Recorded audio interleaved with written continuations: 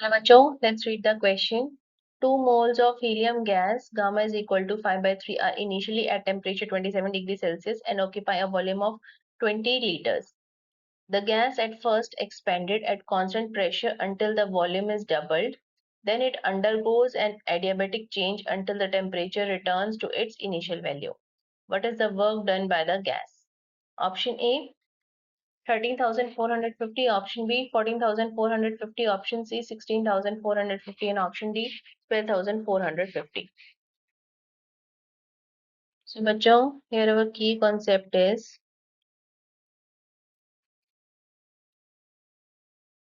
Charles law. So at constant pressure,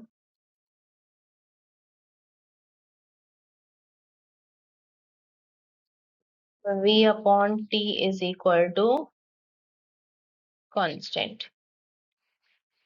So that means V1 upon T1 is equal to V2 upon T2. तो आपके पास initial volume था 20 litre at temperature 27 degree Celsius. इसको kelvin में convert करेंगे तो आ जाएगा आपके पास 300. अब वॉल्यूम डबल हो गया तो 40 and temperature T2 we have to find out. So T2 is equal to 40 into 300 upon 20, that is 600 Kelvin. So work done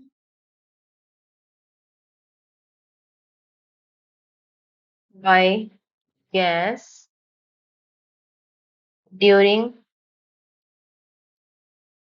isobaric process. तो यहाँ पर जो वॉल्यूम है वो डबल हो रहा है, दैट मीन्स एक्सपेंशन हो रहा है. तो जो वर्क डन होगा बाय द गैस वो पॉजिटिव होगा. सो लेट्स से वो W1 है, that is equal to NR dt. So number of moles 2, R का वैल्यू है 8.3 and change in temperature 600 minus 300.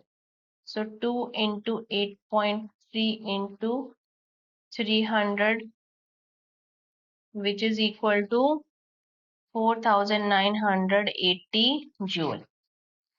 बात करते हैं वर्क डन.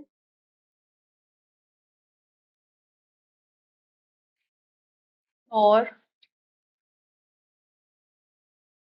डियाबेटिक प्रोसेस. यहाँ पर टेम्परेचर 600 से वापस जहां पर था it is returning back to its initial value. तो यहाँ पर आपका टेम्परेचर डिक्रीज होगा तो कंप्रेशन होगा. So negative work done minus n CV delta T. So number of moles आपके पास है 2 एंड अगर हम बात करें CV की, देखिए जो गामा होता है that is CP by CV. अब गामा आपको गिवन है 5/3, तो दैट मीन्स 5/2 अपॉन 3/2. सो आपके पास जो CV है और this is multiplied by R, 5/2 R upon 3/2 R. So it is 3/2 R delta T. Final temperature हो जाएगा 300, जो इनिशियल वैल्यू थी आपकी जहां से आइसोबैरिक प्रोसेस स्टार्ट हुआ था, नेगेटिव. तो ये आ जाएगा आपके पास 3R into 300, that is 900 into R, जो कि आपके पास 8.3. So this is equal to 7470. So अगर हम टोटल वर्क डन की बात करें, work done by gas, so that would be equal to 4980 plus 7470 joule, which is equal to 12,450 joule. So our final answer is option D. I hope you understood it well. Best of luck.